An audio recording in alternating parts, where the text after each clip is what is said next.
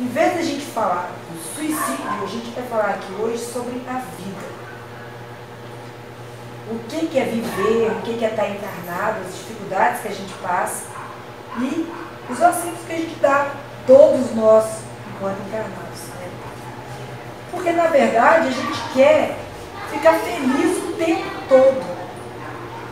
A gente não esquece daquela música que fala assim, e a vida, vocês lembram dessa? E a vida o que é, diga lá, meu irmão. Aí ele vai dizer assim, viver e não ter a vergonha de ser feliz, que a gente só quer ser feliz o tempo todo.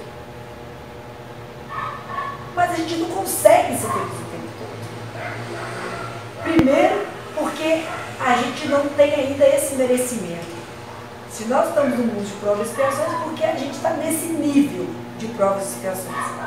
O Vitor Silvestre, que faz estudos com a gente também no sábado, o estudo avançado da doutrina espírita, ele comenta muito de um livro que ele gosta sobre os mundos ditosos e felizes. A gente tem muito pouco relato sobre os mundos ditosos e felizes. Mas tem um livro específico, que agora não fugiu o nome, que vai falar sobre esses mundos ditosos e felizes. Quando você vai ler o livro, na metade do livro, o livro fica enjoado. Por quê? Não tem fofoca. Não tem romance de o que aconteceu, o que era na vida passada. Fica todo mundo fazendo prece, ouvindo música.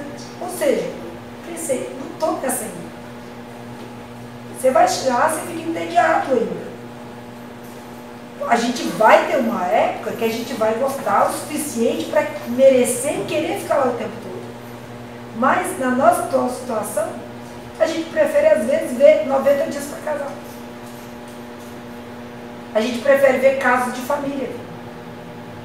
Em vez de a gente parar e ficar nas situações de quem está indo no mundo de todos e felizes. Como às vezes é muito difícil para as pessoas virem numa quarta-feira à noite no centro espírita. É mais gostoso ficar em casa vendo uma novela, vendo futebol, fazendo outras atividades. A gente vai galgando espaço aos poucos, mas o que a gente quer mesmo na vida, o que a gente tem vontade é de ser feliz o tempo todo. Ninguém quer morrer, ninguém quer cometer suicídio, ninguém quer errar. A gente queria só acertar, mas com uma pressa de encontrar uma felicidade que ainda não merecemos. Então, tem no livro Opinião Espírita, tem um parágrafo que eu acho maravilhoso. Ele fala o seguinte pra gente, do Chico, né, e do Valdo Vieira. Fala pra gente assim, o irmão. A reencarnação é redenção. Mas observa que a bondade não exclui a justiça divina. E que o espírito indébito é constrangido ao resgate de si próprio, através do processo da reencarnação, tantas vezes quanto seja necessário. Porquanto, frente a si, frente à lei, cada consciência deve a si mesma a sombra da derrota ou o clarão do triunfo. Depende da gente. A nossa derrota ou o nosso triunfo depende da gente. E a oportunidade da reencarnação é essa redenção, não para com o outro, que a gente acaba se redimindo também, que a gente fez mal, que a gente errou e tudo mais, mas é principalmente quanto a nós mesmos. É essa redenção perante nós mesmos. O Haroldo Dutra Dias, ele tem uma palestra que vai falar sobre suicídio, que toca num detalhe muito interessante, que todos nós passamos enquanto encarnados por 4 grandes vicissitudes, 4 grandes desafios, dificuldades. Primeiro é nascer. Por quê? Você está lá no útero da sua mãe, feliz da vida, comida grátis, a hora que você quiser, bebida grátis, proteção o tempo inteiro, não tem que pagar aluguel, não tem que estudar, não tem que fazer, você está lá no conforto, na segurança máxima, na proteção máxima, tendo tudo que você precisa. e de repente você é tirado desse ambiente de superproteção. Lembrando que é um estágio já da nossa vida que a gente tem o máximo de proteção com a maior fragilidade. Tanto é que você precisa dessa segurança. Mas tem um ponto que a primeira vicissitude que ele fala pra gente é o nascimento, onde você sai dessa bolha que te protege e cai no corpo físico. Você precisa aprender a se movimentar sozinho, a coordenação motora fina, primeiro a grosseira, depois a fina. Você tem que aprender a se alimentar, a respirar sozinho, a beber. E aí, cada vez que você vai envelhecendo, cada ano na sua vida, você vai tendo mais responsabilidade, você vai tendo mais desafios na sua vida, você vai tendo mais fortaleza também. Porque hoje, os problemas que você passou na adolescência não te abalam mais da forma que te abalavam antes. Eu vejo minha filha, às vezes, de 18 anos, sofrendo por um amor que ela terminou, que nunca mais vai encontrar um outro namorado na vida. Quantas vezes todo mundo de que já fez isso quando era adolescente, me separa e pensa, meu filho, sério, isso vai passar. Você ainda vai ter tantas outras coisas iguais a essa. Mas parece que aquele momento é único. Por que a gente hoje já tem essa confiança? Porque a gente já passou por isso. Eu fico imaginando os espíritos evoluídos vendo a gente nessa nossa situação e para e pensa e fala com a gente assim, nossa, isso daí é muito pouco.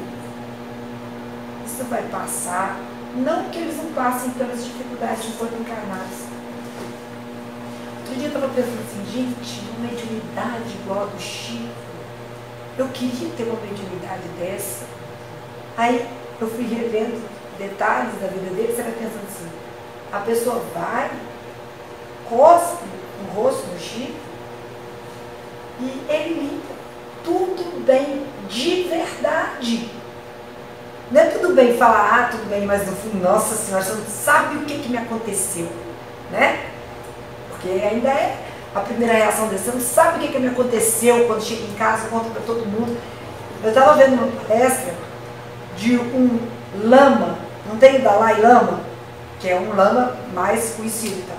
Tem um que é brasileiro, que é um lama, que foi reencarnação de não sei quantos lamas atrás eles falam isso, né? Eu estava vendo uma palestra deles sobre reencarnação, para ver o que eles pensavam sobre isso. Ele fala o seguinte, um exemplo que eu achei muito legal. Você tem uma zebra. A zebra está lá pastando, feliz da vida, aquela grama verdinha, de repente chega um leão faminto. A zebra sai disparada. Corre, corre, corre, corre. E o leão atrás dela, até que o leão viu que não vai dar para correr atrás da zebra, vê uma outra presa mais fácil, vai na outra presa, a zebra vai, vem para o perigo, continua pastando. A gente, se fosse uma zebra, a gente chegava em casa, você não sabe o que aconteceu. Sabe o que aconteceu? O leão é um perigo doido, Deus me livre, não vou mais passar naquele lugar. Na verdade, é perigoso pastar. Estou pensando em mudar meu tipo de alimentação, falo para a família toda, demora ainda uma semana com aquela dor doída dentro de você. Por quê? Porque a gente não tem o preparo de deixar passar. O Chico passou por muitas dificuldades, a Madre Teresa de Calcutá, muitas dificuldades, um Gandhi, muitas dificuldades. Então não é que eles já estejam mais evoluídos que a gente, que não passam por dificuldades, não. Só que não incomoda tanto quanto ainda incomoda a gente. Então o nascimento é um marco dessa encarnação para a gente ir evoluindo e cada ano que passa a gente vai se fortalecendo mais, vai criando bagagem, vai relembrando as nossas vivências, não relembrando na memória detalhes, mas quero dizer, no nosso subconsciente, as lembranças e as coisas que a gente já conseguiu de outras vidas, vai se fortalecendo mais, mas a vida também vai ficando mais difícil pra gente. Vai ficando mais difícil. Você vai tendo filho, você vai ter família, você vai ficando mais difícil. Quando o paciente chega para mim no consultório e fala assim, doutora, eu estou muito triste, porque aconteceu isso. Eu falo assim, olha, eu queria poder falar que essa é a última vez. Não vai ser a última vez, mas vai passar. Vai passar. Então, o nascimento é esse marco. Ele fala pra gente que depois do nascimento, a gente tem mais 3 grandes vicissitudes na vida da gente. E o Kardec fala isso pra gente no capítulo 2 do Evangelho segundo o Espiritismo. As vicissitudes de nós encarnados, que a gente passa como encarnados. Depois que a gente nasce, a gente tem o envelhecimento normal de todo mundo. É o desgaste natural do nosso corpo. Então, você um dia vai ter catarata. Catarata é o envelhecimento natural de uma lente que a gente tem dentro do olho. Todo mundo vai ter. Se não teve é porque morreu antes do tempo. Porque vai ter. Ruga, todo mundo vai ter. Dor na arte, todo mundo vai ter. Por que a gente está falando disso? Porque essas vicissitudes não podem ser o suficiente para abalar a gente de tal ponto que a gente queira desistir da vida. Porque essas são vicissitudes que todos vamos passar. Quando o seu corpo vai envelhecendo, o que acontece? Você está num ambiente rodeado de bactéria, vírus, ou seja, você vai adoecer. É o terceiro grande vicissitude que a gente passa. Nascer, envelhecer e adoecer. Todo mundo vai adoecer um dia. Então, todo mundo vai ter alguém doente na família. Todo mundo vai ter. Depois do envelhecimento, a morte desse corpo físico. Nós vamos continuar vivos. A morte do corpo faz parte. Faz parte. Eu lembro da minha tia neurologista falando comigo uma vez assim, às vezes, as pessoas entram em depressão por situações que são naturais do encarnado. Além dessas 4 grandes vicissitudes, nascer, envelhecer, adoecer e morrer, a gente tem outras vicissitudes que eu posso que todo mundo aqui já passou. Já teve alguém que você gostava muito que partiu. Já teve um grande amor que te deixou. Já teve problemas financeiros. Já passou por aperto financeiro. Já passou por aperto no trabalho. Quer dizer, isso é natural da nossa condição de encarnado. Sejam por causas de outras vidas, por causas de vidas passadas, ou por alguma causa que nós provocamos nessa vida mesmo. A gente vai ter perda, dano, aborrecimento, desilusão. Todo mundo tem. Mas tem um grande diferencial nosso. Nós sabemos que nós fomos criados e somos imortais. Não tem jeito. O grande susto que nós encarnados passamos quando a pessoa comete suicídio no mundo espiritual é a constatação de que o corpo físico não morreu. Nas reuniões mediúnicas a gente vê isso o tempo todo. É aquele grande assombro, tipo assim, pô, o que eu tô vivo? Mas eu era para estar vivo? A gente sabe que nós somos indestrutíveis. Então, quando chega alguém, um espírito na reunião mediúnica, que fala assim, mas eu quero acabar com a minha vida. Não, ele não quer acabar. Ele não quer deixar de existir. Ele quer o quê? Ser feliz. Mas a felicidade real, segundo os espíritos falam pra gente, é a posse do necessário. Toda vez que você falta, você passa perto. Toda vez que você tem a mais, você também não sabe o que fazer com aquilo. Também é um grande desafio. É a posse do necessário. A consciência tranquila e a fé no futuro. Quando você tem isso, eu lembro quando eu era pequenininha, uma vez eu cheguei em casa, pequena, cheguei em casa, e aí eu fiz todas as tarefas daquele dia de colégio e fiz a de outros dias para frente que tinham passado quando eu era pequenininha. Eu tive essa sensação de consciência tranquila a primeira vez que eu me lembro. Então essa consciência tranquila e a fé, que é quando você acredita apesar de. Isso que é fé. Fé não é só você acreditar. Você acreditar apesar de tudo de ruim que possa estar acontecendo na sua vida, aí você está com fé. Consciência tranquila para você ser feliz. Fé no futuro e a posse do necessário. Se sobra, você ajuda alguém. Se falta, alguém te ajuda. Isso é a felicidade que a gente pode na Terra, né?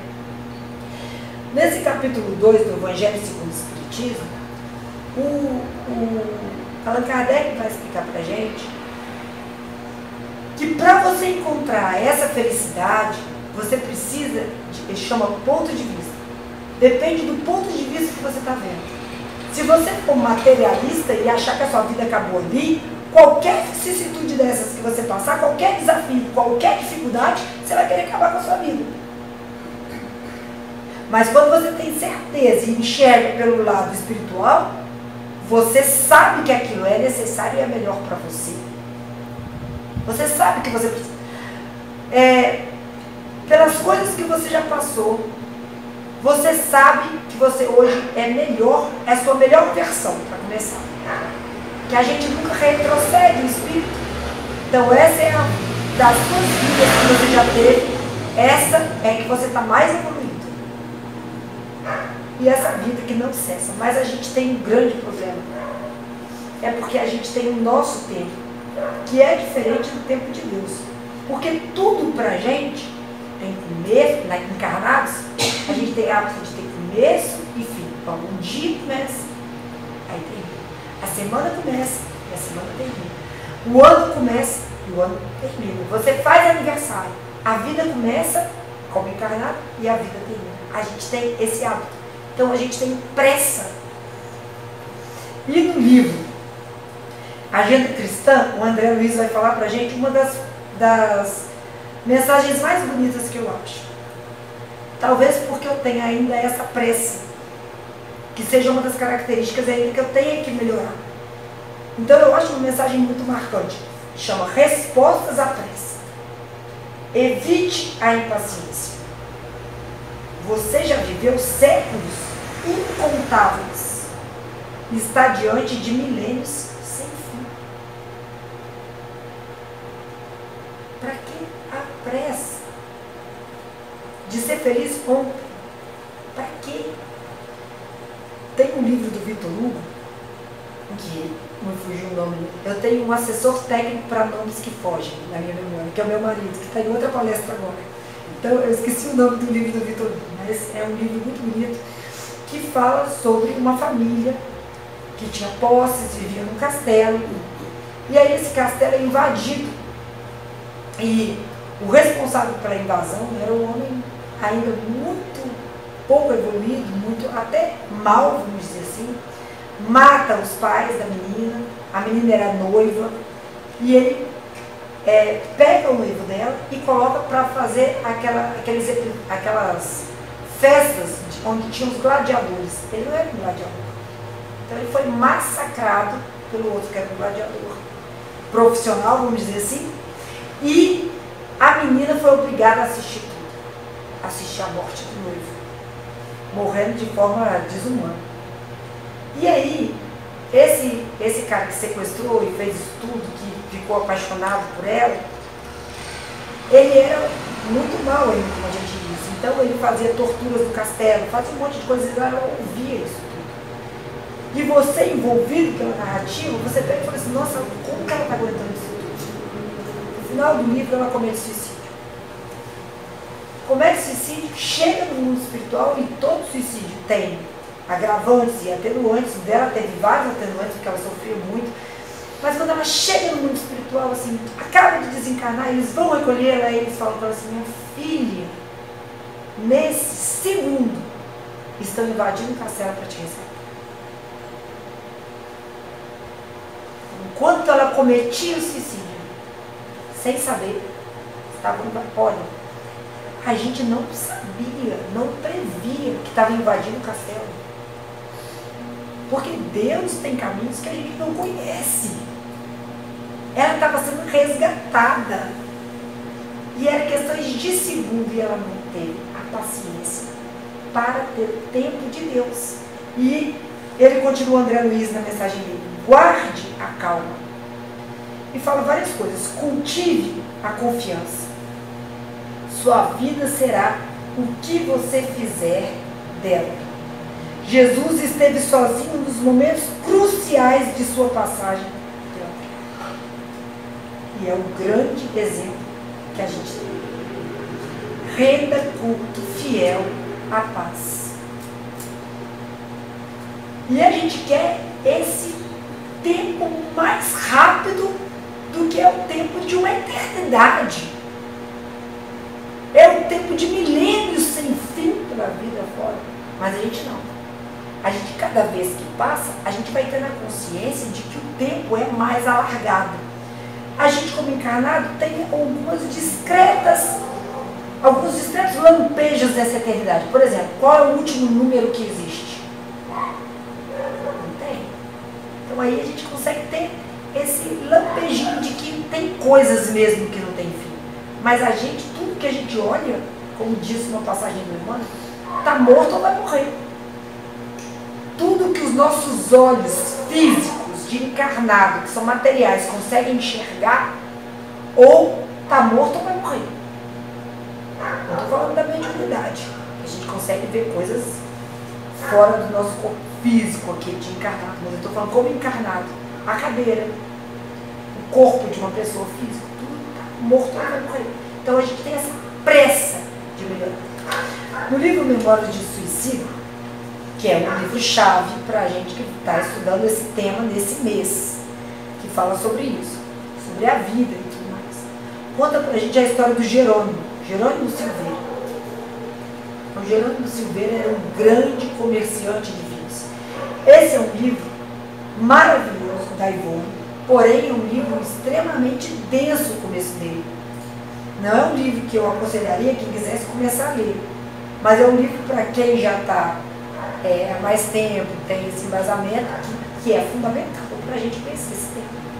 Ele era um comerciante de vinho e a esposa dele, que é a Zulmira, era uma mulher frívola, muito vaidosa, acostumada às coisas que o dinheiro compra. E ele ficou devendo muito dinheiro. Ele passou por um aperto financeiro grande. Então o que ele pensou? Olha o ponto de vista que o Kardec fala pra gente. Lado material ou lado espiritual? Lado material. Estou passando um aperto financeiro muito grande. Olha o pensamento infantil nosso de criança. Vou me matar que resolve. Não vou ver, vou me matar, resolve tudo. Qual foi a surpresa dele quando chega lá? Que o quê? Continuou vivo, lógico. Continuou vivo e viu os filhos e a esposa depois passarem pelo aperto que ele deixou. Então, quando ele passa no mundo espiritual, chega no mundo espiritual passando muito aperto, ele é muito amparado, como todos nós somos em qualquer situação. Ele chega no mundo espiritual, ele é, depois de um tempo, resgatado junto com o Caminho do Castelo Branco, os amigos.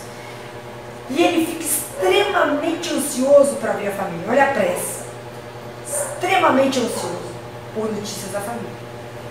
Porque a consciência nossa pesa também. Ele queria saber o que aconteceu com a dívida enorme que ele tinha deixado. E aí os amigos espirituais falam para ele assim, não está na hora. Por quê? Porque eles sabiam o que tinha acontecido com a família. E queriam que ele se preparasse mais para ele saber também. Mas não, a pressa fala mais rápido dentro da gente. E ele queria logo saber como é que estava, rever a família, achando dentro dele que ele tinha solucionado o problema do artifício. Mas quando ele morreu, olha, eram 4 filhos que ele tinha. A Arinda, que eu sou péssima para nada, estava trabalhando no hotel de 5ª categoria, onde ela recebia cantada das pessoas que estavam lá. As pessoas, era um nível muito ruim de convivência. Marieta, a outra filha, estava casada com um alcoólatra e os filhos estavam muito doentes. A Margaridinha, que era o xodó da vida dele, que era a caçula, tinha ido na prostituição no Casa Ribeiro orientado pela própria mãe, obrigada pela própria mãe a se prostituir. E o filho dele, que era o Albino, estava preso na prisão porque tinha cometido latrocínio. Ele tinha matado para roubar. Quando ele vai ver o Albino faz um pensamento em voz alta, que é uma prece, na verdade, que ele fala assim: pai, por que você se matou? Eu estou aqui porque eu não tive sua presença perto de mim para me amparar. Se você estivesse perto de mim, tudo seria muito melhor. E ele estava ali. Não seguiu as orientações dos benfeitores, que sabiam que ele ia passar por essa dor, de ver a dor dos parentes dele. Tinha um momento certo para fazer aquilo. Mas ele passou por aquilo tudo. Ele viu aquilo tudo. Ele foi ajudado. No final, como graças a Deus, tudo se resolve. Tudo fica bem. É uma história muito bonita. E que ensina muitas coisas para a gente. Porque a família dele continuou passando um aperto financeiro que ele deixou. Os filhos não tinham apoio do pai, que era uma pessoa mais centrada. A mãe era uma pessoa já desorientada enquanto estava casada. Quando ficou solteira, viúva, então aí que as coisas se desgringolaram mesmo. O que a gente precisa para a gente conseguir passar por essas vicissitudes? Mudar o nosso ponto de vista. Lembrar que a gente, como encarnado, a gente tem a eternidade pela frente. Aí o Haroldo fala pra gente, numa reunião mediúnica, ele fala pra gente de uma fila de autógrafos que ele estava autografando o livro dele. E aí quando chega pra ele, uma senhora vira pra ele e fala assim, uma senhora de uns 40 e poucos anos, chega pra ele e fala assim: Haroldo, eu acordei feliz da vida um dia, casado, com 2 filhos. Quando chegou a hora do almoço, eu estava viúva e sem minhas 2 filhas, que morreram num acidente de carro, junto com meu marido, enquanto ele levava eles para o colégio. O desespero foi embora. Eu queria tirar a minha vida. Mas aí eu peguei e falei assim: vou vivendo isso. E aí eu vim assistir sua palestra para entender se o Espiritismo é mesmo o consolador prometido. Que consolo que ele pode me dar? Porque eu sou espírita e continuo doendo. Onde que está o consolador prometido? Aí o aluno falou para a senhora: só de imaginar o que você passou já dói muito. A gente que é mãe, imaginar que perdeu os 2 filhos, ainda perdeu o marido, dói muito. A gente não tem essa dimensão porque a gente ainda não passou nisso nessa vida, mas dói muito só de imaginar. E o Consolador, o Espiritismo é o Consolador, não porque ele tira a nossa dor, porque a gente entende as causas das nossas aflições, mas o Espiritismo tira o nosso desespero. Isso tira. O desespero tira. Por quê? Porque ela podia não saber o motivo dela ter perdido o marido e 2 filhas naquele dia. Ela podia não entender por que aquilo estava acontecendo com ela. Mas, primeiro, Deus é justo, então sabia que ela estava passando por aquilo, tinha uma justificativa. Que um dia ela ia se ver. E outra, a certeza absoluta de que eles iam se reencontrar. Porque ninguém morre. O que morre é o nosso corpo físico. Então, isso só tira o desespero. Porque é desesperador. Porque dói muito. Quando uma pessoa termina uma relação, por exemplo, você tem 2 caminhos para você seguir. Ou uma tristeza sem fim, ou a gente que já tem mais idade, você sabe que aquilo vai passar. Quantas pessoas em toda a sua existência dessa vida você vai conhecer e ser? Então, esse desespero, você sabe que vai surgir outro emprego, outra oportunidade de trabalho, outros amores, tudo isso, porque a vida vai se reequilibrando. E a gente vai tendo esse olhar que vai mudando para a gente. Uma coisa que é importante a gente ter essa noção é que quando a gente nasce com uma cota de purificação. Todos nós temos fragilidades que são diferentes de uma pessoa para outra. Por exemplo, eu nasci com um problema nos 2 joelhos, que eu operei quando eu era adolescente. Uma malformação nos 2 joelhos, da rota. Eu sei que se eu subir um morro, eu vou sentir dor.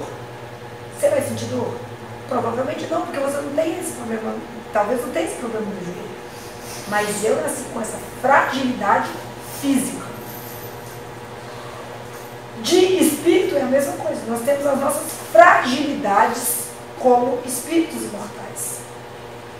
E quando vem a nossa encarnação, a gente vem exatamente para curar essas fragilidades. Agora, quando a dor vem como se fosse uma acupuntura naquela sua fragilidade, te estremece. A ponto de você poder pensar que vale a pena não viver. De tanto que te dói. A gente que é médico, que tem a oportunidade de ver o paciente falando da própria dor, tem paciente que fala de dor que você fala assim, eu não acredito que ela está passando por isso. Sem queixar, tão bem, tão feliz. A gente vê isso também com os exemplos do Chico, com os exemplos desses grandes missionários.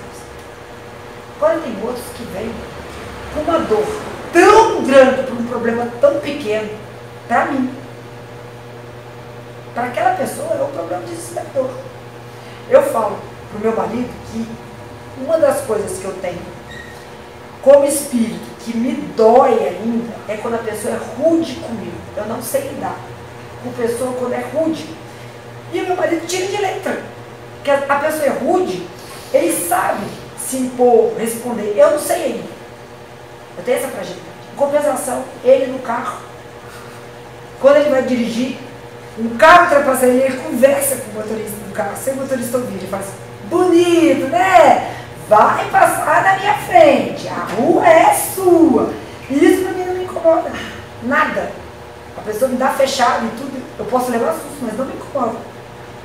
E incomoda muito ele. Para a gente ter essa noção, que as fragilidades são diferentes de cada pessoa. E como você vai ter que lidar com aquela fragilidade sua, porque as outras você já superou, como o Chico já superou quem era rude, quem era agressivo, dava cuspe no rosto dele, ele enxugava e falava que está tranquilo, e a gente pode ainda não ter chegado nesse ponto. Quando chega naquele pontozinho da sua dor, quando chega no seu joelho, aquilo vai doer com força. Mas você tem que ter essa certeza da imortalidade. Você tem que ter a certeza de que aquilo é para o seu benefício. Porque a gente tem 2 grandes coisas que a gente vai passar na vida. Primeiro, são as expiações. É aquilo que você tem que passar. A expiação é como se fosse uma poda. Eu acho bonito. Isso é também um pensamento do Haroldo que fala pra gente. É uma poda. Sabe aquela árvorezinha? Eu tinha uma amoreira na minha casa que meu marido foi podar a amoreira. Gente, a amoreira ficou pelada. Eu pensei, não vai sobreviver. Não tem jeito dessa amoreira sobreviver. E hoje, ela cresceu de uma tal forma, porque quando você corta a 45 graus ali, ele cresce de uma tal forma que faz com um tufo de amora. Um tufo de amoreira. Você quase não via folha de tanta amora, né? Linda. E Deus faz isso com a gente. Você vai desviando do caminho e fala assim, não é aqui não, tufo, corta. Depois, naquele caminho que ele cortou, vai fazer o quê? Um tufo de um monte de outros caminhos que vão brotar ali. É a poda.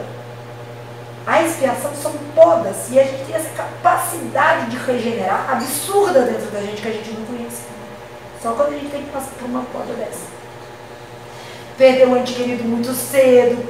Essas podas que a gente vai tendo, que naquele caminho que cortou assim, ó, você quer esse trabalho? Tá, não é esse trabalho seu não. Você quer casar com esse daí? Não, não é esse não. Você quer ganhar muito dinheiro? Não, é pra você o melhor não. Naquele caminho, aquele galhozinho que foi cortado, gente, nasce uma montoeira de outros galhos que você nem imaginava.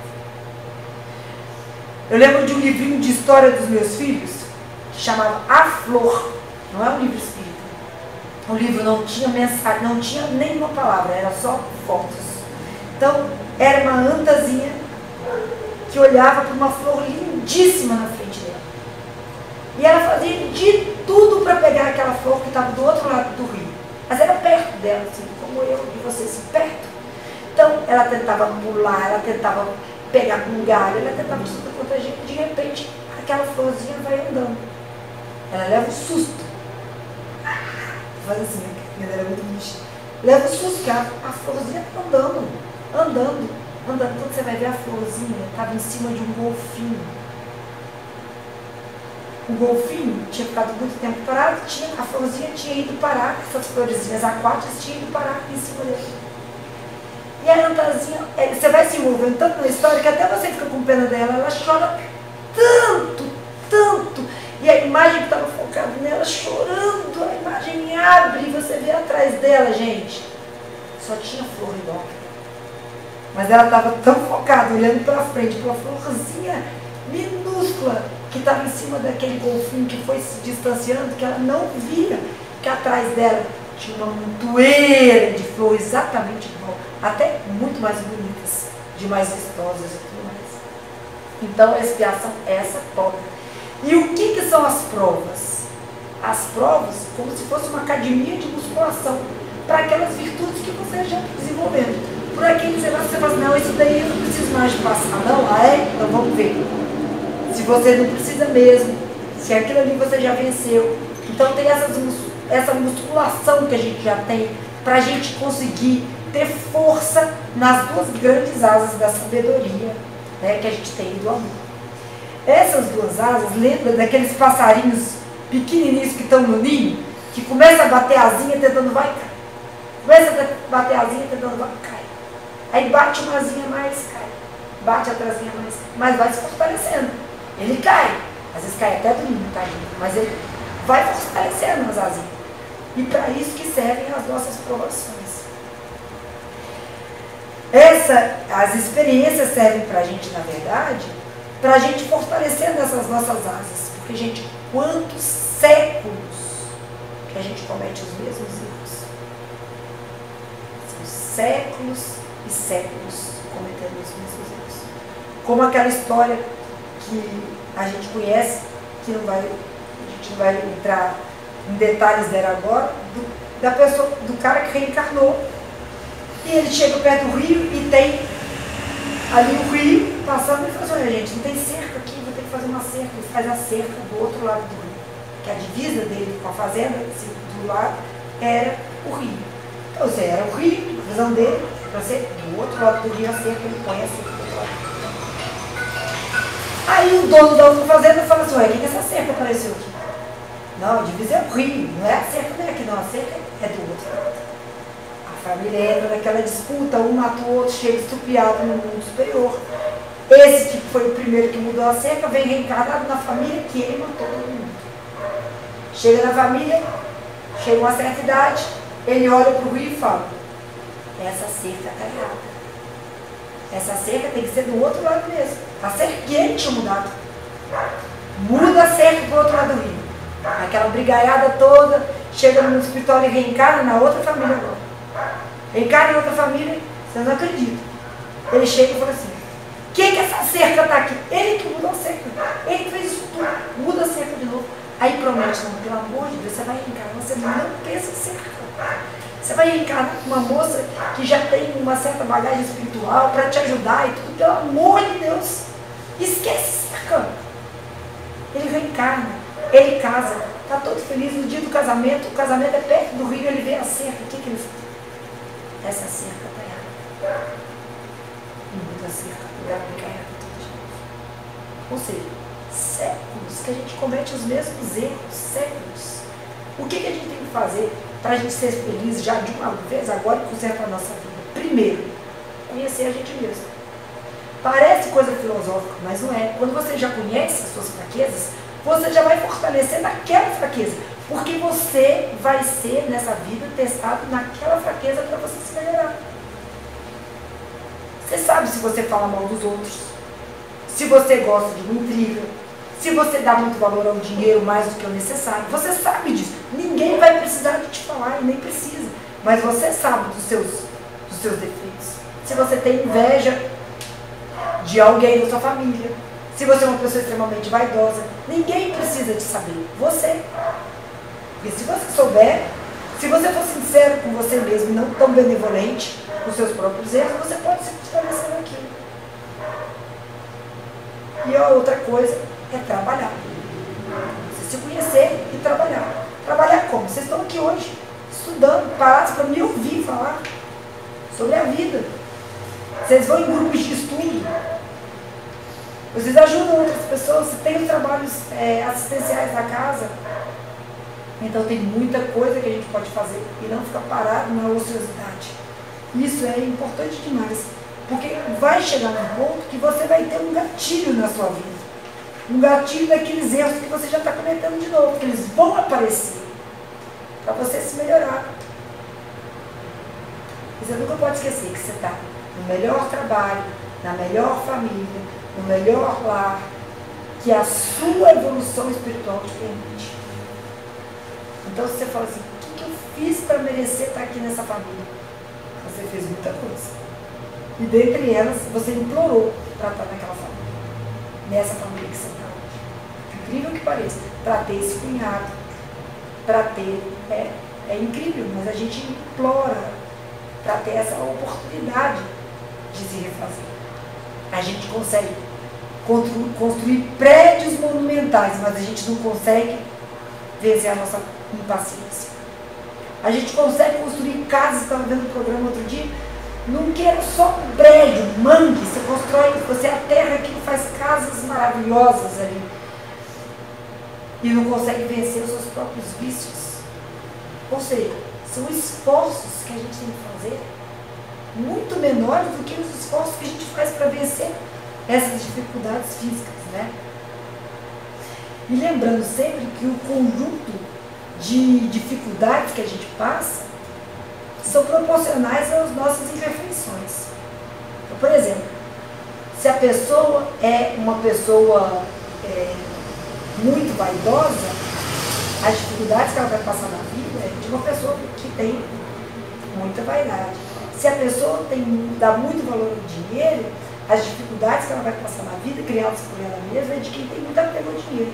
Se a pessoa é viciada em alguma coisa, as dificuldades que ela vai passar na vida são todas relacionadas ao vício. Então, as dificuldades, antes da gente pensar na nossa vida, o que a gente quer fazer dela, na felicidade, a gente tem que pensar que as dificuldades são causadas por nós mesmos, né? E aí, no livro Missionários da Luz, tem uma parte linda. Missionários da Luz vai falar para a gente sobre a reencarnação do Segismundo, né? O Segismundo era alguém que no mundo espiritual já tinha conseguido méritos bem legais, já tinha conseguido desenvolver coisas bem legais, mas que na última vida dele, ele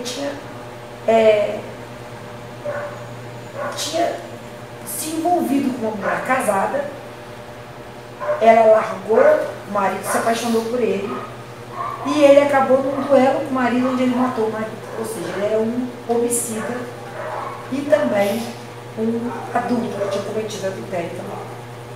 A mulher que ele era apaixonado, né, tinha cometido adultério, era o Adelino e a Raquel. E Deus é tão bom, que ele veio nessa encarnação programado para ser filho. Olha só, como você paga? Ele ia ser filho de quem ele matou e filho daquela que ele tinha desvirtuado. Mas chegou aqui, quando ele foi reencarnar, a mãe aceitou ele de uma boa. Feliz por estar recebendo ele. Mas o pai, no desdobramento do corpo físico durante o sono, falou assim, opa, não, levou muito susto.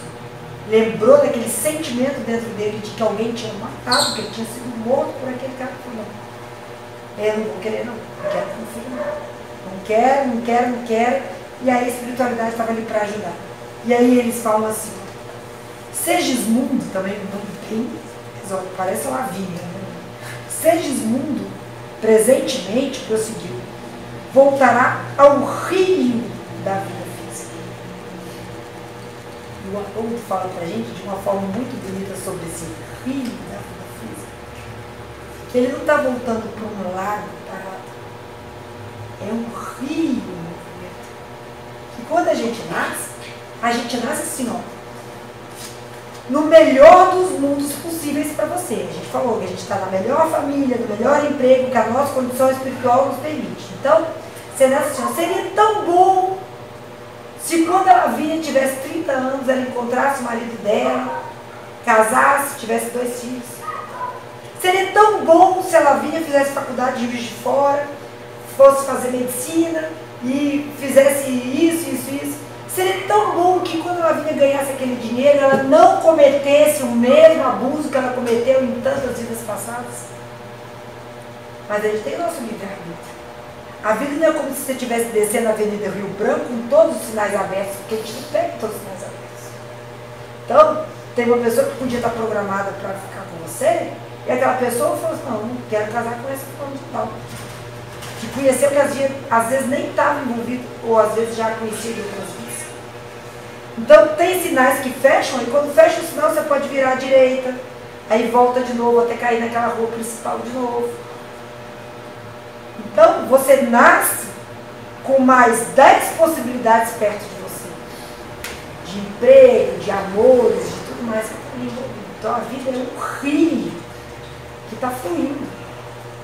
Ali naquele momento, os seres mundos podiam não conseguir reencarnar. Porque não dependia só dele e só dos espíritos benfeitores que estão ali. É muito bonita essa história. No final dá tudo certo, para vocês saberem.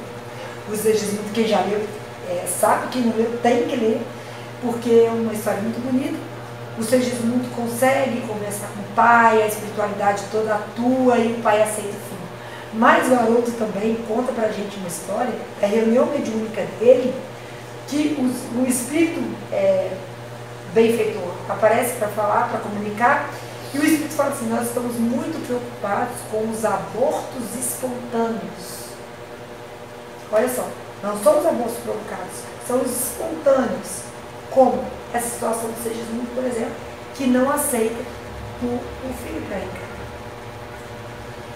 Tem um podcast da esposa do Marco Túlio, que ela chama Ângela, do J Quest, e hoje o Marco Túlio é um dos grandes divulgadores dessa história dele, porque é uma história muito linda, que quando ela estava grávida, foi fazer o exame, isso aí tem em toda a internet, né, e ele divulga isso. Foi fazer o exame e mostrou que o filho dela ia nascer com síndrome de Down. Diz ele que o médico naquela situação falou assim, olha, eu não ia querer ter um filho com síndrome de Down. Eu não ia querer ter um filho com uma dificuldade mental. Aí o Marcos falou assim, eu também não. Se você quiser, a gente tem como interromper essa gravidez. O Marcos falou assim, não, isso não depende só de mim, eu tenho que conversar com a minha esposa. Ele vai conversar com a esposa fala assim, de jeito nenhum, eu vou ter esse filho de tudo quanto é jeito. Mas eu não quero, não era o que eu queria para a minha vida. Não, mas eu vou ter ele. Então pode ser o fim da nossa história. Aí ela fala que seja, mas eu vou ter. E eles ficaram 40 dias sem se falar. E aí você imagina a história, vendo a história de Segismundo, quanto que a espiritualidade deve ter atuado, porque filho é um compromisso que a gente assumiu antes de reencarnar grande parte das vezes. E foi todo envolvido nessa situação, e aí ele fala que hoje, ele voltou para a esposa 40 dias depois, e hoje é a grande felicidade, o menino é lindo, é a grande felicidade da vida dele. Então eles falam quanto eles estão preocupados com os abortos causados sem a gente querer, não intencionais, não provocados, né, conscientemente. E aí a gente vai lembrar que a vida da gente é um grande presente que a gente tem. Que ninguém, como diz a música, aquela mesma música que a gente falou no começo, ninguém quer a morte, só saúde e sorte. É o que a gente quer. a gente quer isso, na verdade. Mas a gente está numa situação ainda que a gente vai passar por esses desafios. Faz parte da nossa vida. Faz parte da nossa evolução.